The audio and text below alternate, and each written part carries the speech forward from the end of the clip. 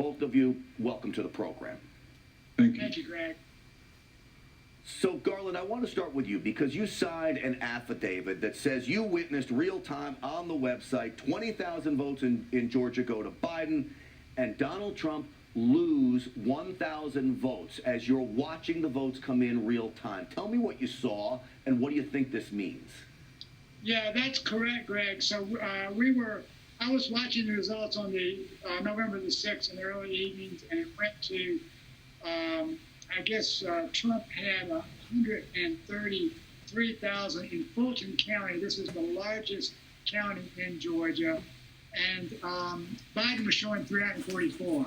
The next upload, which was of the last batch of absentee ballots, Biden's total jumped up to 366. It went up 20,000, and Trump's total went down 1,000. Now, I've been doing this for 18 years, election integrity. I haven't quite seen anything like this before. Not only did it go down, but the disparity is so great that it offers there's no reasonable reason why that could have possibly happened. So I immediately contacted the election director of Fulton County, who I know, as well as the election board members and the county attorney. I explained this to them. I requested, made an open records request for the interim results that they posted throughout those several days of the election, and I've gotten no response from them at all.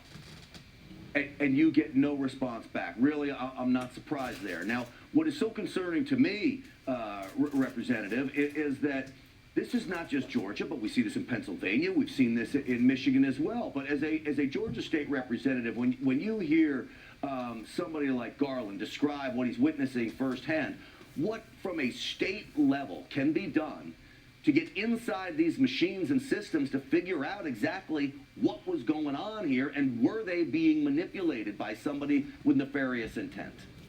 Well, first of all, I want to be clear about this. As a state legislator, my duties and responsibilities to make sure every vote is counted in the state of Georgia, whether Republican or Democrat.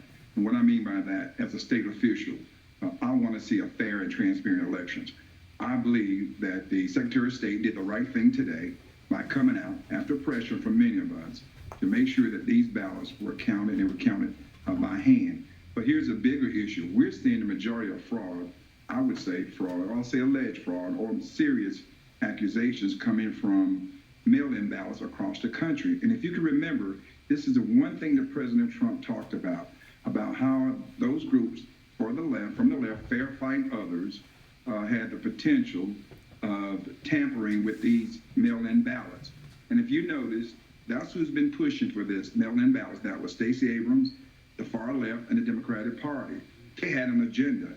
They knew if there was any vulnerability, it could happen clearly with mail-in ballots. Now, the machines, that's a whole nother different issue. And that warrants being reviewed and looked at. And hearing what the gentleman just said, I believe what he said, he has firsthand knowledge. Why aren't those records of information he requested responded to and giving him that information? That's why you're seeing the attorneys here, leading the legal team. This thing is far from being over. It's tainted too much. And Georgians, we're not going to stand by and allow this to happen. And this is for everybody. We're not a third world country. We are the United States of America. We're a republic. And I want to make sure democracy is upheld. Well, it's going to take more leaders like you, really, for both sides of the aisle in Georgia and other states around the country to step up and make sure this happens. Garland, in about 30 seconds before I let you go, what State Representative just explained was that you've got election fraud and you've got voter fraud. The mail-in ballots can be voter fraud. You can have voter fraud with people filling out stuff inappropriately. But you can have election fraud, which is cyber attack. Who could possibly be responsible for this? It doesn't take a lot of people. You've got 40 years in IT. If you can answer that in 30 seconds, it would be great. Yeah, and Vernon is absolutely right. But what I can tell you, Greg, in Georgia, the system is centrally programmed. And then the election files are distributed down to the counties. And then they, in turn, they distribute them to the machines. Well, the whole system was found to be open. The central server in Georgia was found to be exposed to the internet in 2017. So the most important point I can tell you is even if the machine is not connected to the internet on election day, it was prepped from machines that were connected to the internet, and that is a tremendous cybersecurity risk. Absolutely, and I want to make sure everybody at home knows. It is also clear to me through my research that when they tell you it's not connected to the internet, they are absolutely wrong when they are sending this data down the line. And if the hackers have the right material, they can backload the data back into the system. They can get by the firewall that has access to the internet. They can certainly hack these systems, and that's what our research is showing. Garland Favorito, it's great to have you on the program. Vernon Joe's always good to see you as well. Both of you, thank you for coming on today. Coming up on